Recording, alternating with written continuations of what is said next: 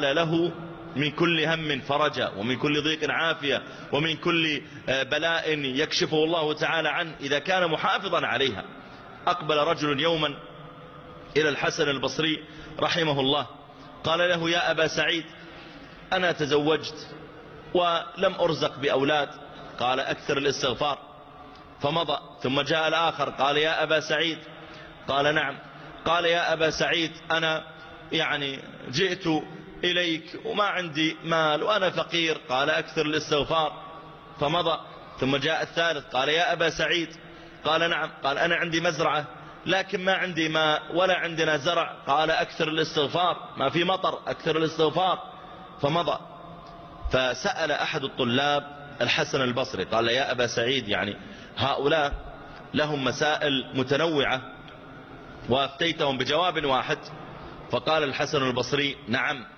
أما سمعت الله تعالى يقول: فقلت استغفروا ربكم إنه كان غفارا. طيب، والنتيجة: يرسل السماء عليكم مدرارا. هذا أولا. ويمددكم بأموال وبنين ويجعل لكم جنات ويجعل لكم أنهارا. هذا كله بإكثارك من الذكر يجعل الله تعالى لك مثل هذه الفضائل. الذكر أيها الإخوة والأخوات له عند الله تعالى مكانة. كلما كان الإنسان ذاكرا لله ذكره الله. يقول الله عز وجل: فاذكروني. إيش النتيجة؟ أذكركم. ويقول عز وجل: نسوا الله فنسيهم. في ناس لا يسبح ولا يهلل ولا يستغفر ولا يحمد الله، ما عنده تسبيح وذكر، فنسيه الله تعالى. كما أنك نسيت الله، الله نساك. ويقول النبي عليه الصلاة والسلام: يقول الله تعالى: من ذكرني في نفسي ذكرته في نفسي، ومن ذكرني في ملأ ذكرته في ملأ خير من ملأه. كلما كنت ذاكرا لله رفع الله تعالى درجتك وجعل لك عنده مقاما. ويقول نبينا وسيدنا رسول الله صلى الله عليه وآله وسلم الحديث الذي رواه الطبراني وغيره، يقول صلى الله عليه وآله وسلم: ثلاثة لا يرد الله دعاءهم. ثلاثة لا يرد الله دعاءهم. من؟ أولهم قال: الذاكر الله كثيرا. الذاكر الله كثيرا. ذكر ابن الجوزي في كتابه مناقب الإمام أحمد أن أحمد بن حنبل رحمه الله سافر مرة إلى بلد من البلدان. العلماء في السابق أيها الأفاضل كانوا معروفين عند الناس بأسمائهم وكتبهم، لكن غير معروفين بأشكالهم.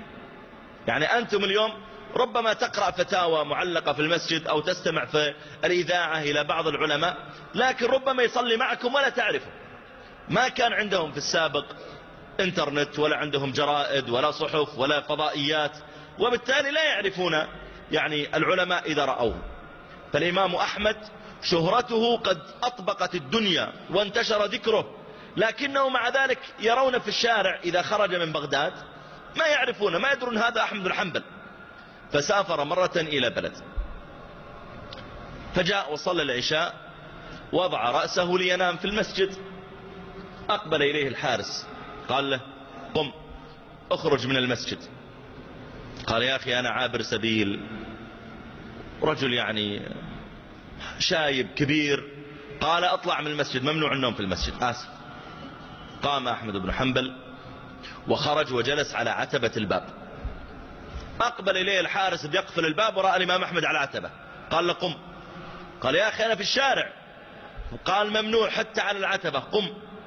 وكان الحارس فظا غليظا، فأمسك أحمد بن حنبل وجره حتى وضعه في وسط الطريق. أحمد بن حنبل أول مرة أحد يمسك رجله ويضع في وسط الطريق، عالم وكبير في السن والناس يقبلون رأسه ويجلونه، تضعني في وسط الطريق وبرجلي. فكان أمام المسجد دكان لخباز. رأى الخباز أحمد بن حنبل رحمه الله وقال: يا شايب، يا شيخ، تعال نم عندي في المخبز إلى الفجر. قام أحمد بن حنبل وأقبل إلى ذلك الخباز ووضع حقيبته وتوسدها لينام. لاحظ الإمام أحمد أن هذا الخباز وهو يشتغل يعجن يخبز يضع في التنور يقول سبحان الله وبحمده سبحان الله العظيم سبحان الله وبحمده أستغفر الله ويشتغل اللسان ما وقف من التسبيح والتهليل. عادة الإنسان ربما يسبح ويهلل 10 دقائق ربع ساعة ويتعب ويتوقف، لكن هذا الرجل ما توقف أبدا. فقال له أحمد بن حنبل منذ متى وأنت على هذا الحال؟ قال أي حال؟ قال الإكثار من الذكر. الإكثار من الذكر. منذ متى وأنت على هذا الحال؟ قال الرجل أنا منذ سنين على هذا الحال أسبح وهلل طوال وقتي. فقال له الإمام أحمد ما تتعب؟ دائما الإنسان يا جماعة إذا فعل شيء ربما تعب. فقال ذلك الخباز ما أتعب، تعودت عليه خلاص ما أتعب. وهذا يا جماعة يعني الإنسان بحسب ما يعود نفسه تستقيم معه. النفس كالطفل إن تهمله شب على حب الرضاع وإن تفطمه ينفطم. فخالف النفس والشيطان واعصهما وإنهما ما حضأك النصح فاتهم ولا تطع منهما خصما ولا حكما فأنت تعرف كيد الخصم والحكم. فمثل الآن قائد السيارة اللي يقود السيارة ليموزين مثلا أجرة، تجد أن أول ما يبدأ الشغلة يتعب من أول ساعة ونص ساعتين قيادة، لكن بعدما يكمل سنة يسوق 12 ساعة خلاص ما يتعب. المدرس أول ما يبدأ يدرس ويقف حصة حصتين يتعب، لكن بعد ذلك يقف 6 حصص ما يتعب. النفس بمقدار ما تعودها. فأحمد بن حنبل يسأله يقول له أنت بتسبيحك وتهليلك وذكرك ما تتعب؟ قال لا، تعودت عليه حتى أصبح من عادتي ما أتعب. فقال له أحمد بن حنبل فماذا وجدت من بركة كثرة ذكرك لله؟ الله جل وعلا كريم، وإذا أحبك الله تعالى بارك لك في كل شيء. إن للحسنة نورا في الوجه وراحة في القلب وسعة في الرزق وصلاحا في الولد ومحبة في قلوب الخلق. وإن للسيئة ظلمة في الوجه وسوادا في القلب وسقما في البدن وعقوقا في الولد وبغضا في قلوب الخلق. فأحمد بن حنبل رحمه الله يقول له أنت بإكثارك من الذكر ماذا وجدت من بركة كثرة ذكرك لله؟ قال الخباز وجدت من بركة هذا الذكر أني ما دعوت الله بشيء إلا أعطاني إياه. قال سبحان الله ما دعوت الله بشيء إلا أعطاك إياه؟ قال نعم والله ما دعوت الله بشيء إلا أعطاني إياه إلا شيئا واحدا لا أزال أنتظره. فقال له أحمد بن حنبل وما هو؟ فقال الرجل أن أرى أحمد بن حنبل. فقال له الإمام أحمد ها هو الله قد جاءك بأحمد بن حنبل يجر من رجله إلى مخبزك. أثر ما طلعني من المسجد إلا تسبيحك وتهليلك. ها هو الله جاءك بأحمد بن حنبل يجر من رجله إلى مخبزك. فأقبل على الإمام أحمد وبجله ويعني قام بحقه. فالمقصود من هذا أيها الإخوة والأخوات أن الإنسان إذا أكثر الذكر أكثر التسبيح أكثر التحميد أكثر الاستغفار صار له عند الله تعالى مقام.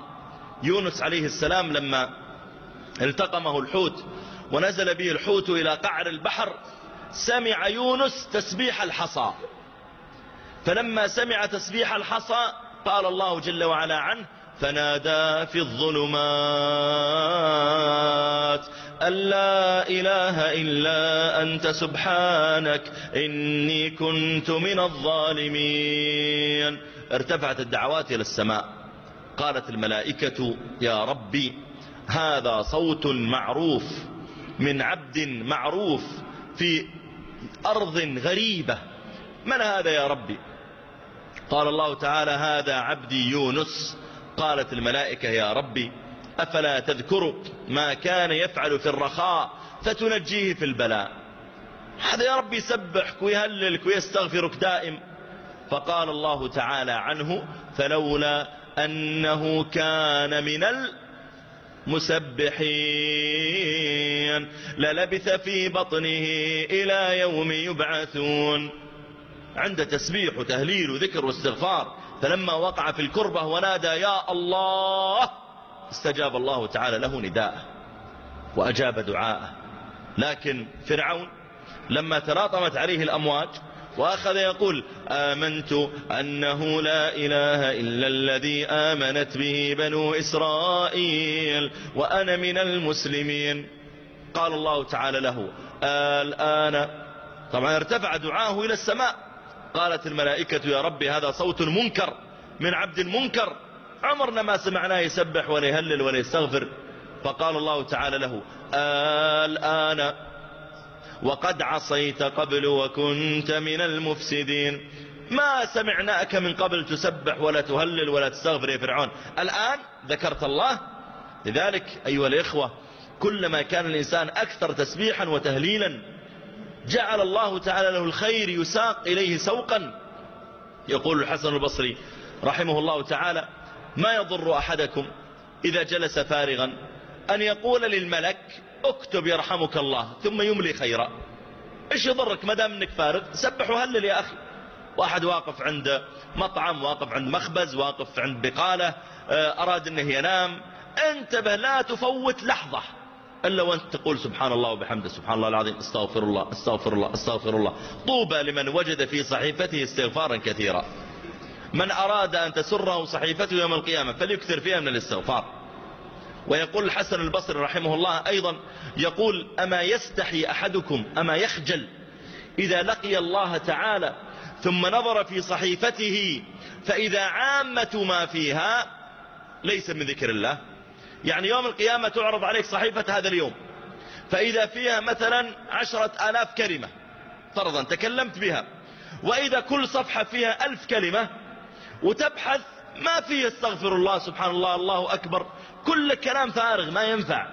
يقول الحسن البصري ما يستحي الواحد يقف بين يدي الله بهالصحيفة وقد آتاه الله تعالى لسانا ناطقا وعقلا بالغا وجعل عنده قدرة، ومع ذلك ما يسبح ولا يهلل، ما يستحي أن يكون أكثر ما في صحيفة ليس من ذكر الله.